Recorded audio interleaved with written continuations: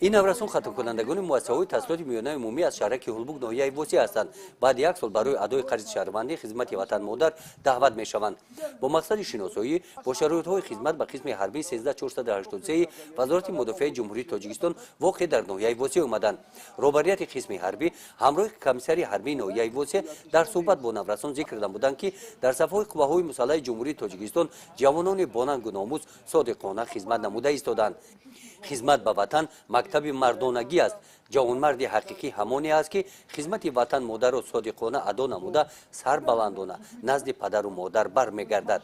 وقت‌های اخیر با تشبث رهبریت حکومت دولت جمهوری مقامات اجرایی حکومت ناحیه واسع رهبریت وزارت مدافع جمهوری تاجیکستان چنین چاره‌بینی‌ها به نقشه گرفته شده دوره به دوره گذرانده می شود. فکر میکنم که برای پیشروی و آبادی و جلب جوانمردان سن سال دعوتی به صف قواهای مسلح جمهوری تاجیکستان البته زیاده می‌گردد و از طرف رهبریت وزارت مدافع و حکومت جمهوری تاجیکستان باشد شرط شرایط‌ها را در قسم‌های حربی و طور لازمه گذاشته ایستاده‌اند. سپس نورسون به گروه‌ها جدا شده همراه راهبلدان به سیر قسم حربی برآمدند.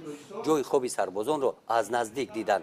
با سربازان هم صحبت شده به سوال‌های خود جواب گرفتند.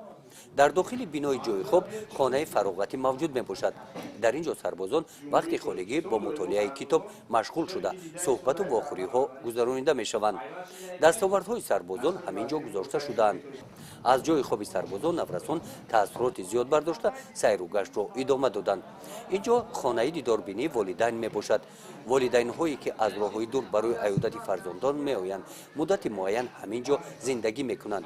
برای زندگی اینجا همه شرایط ها مهیا کرده شده است. ما خیلی خرسندیم که چنین شرایط ها در قسم نظامی حربی 13483 که در ناحیه وسیع جایگیر است خیلی خوب است و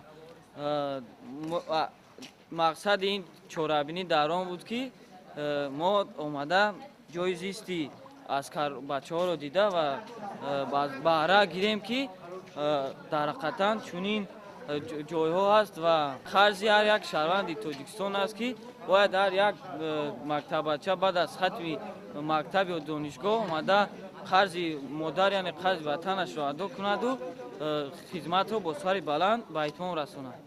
در قسم حربی نقطه طبی فعالیت نموده سلامتی سربازان همیشه تحت نظارت دکتران قرار دارد.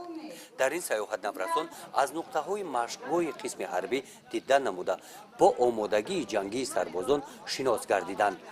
در این سفر در خطر پسران دختران هم به حیات سربازان توجه ظاهر نموده به این قسم حربی آمدند.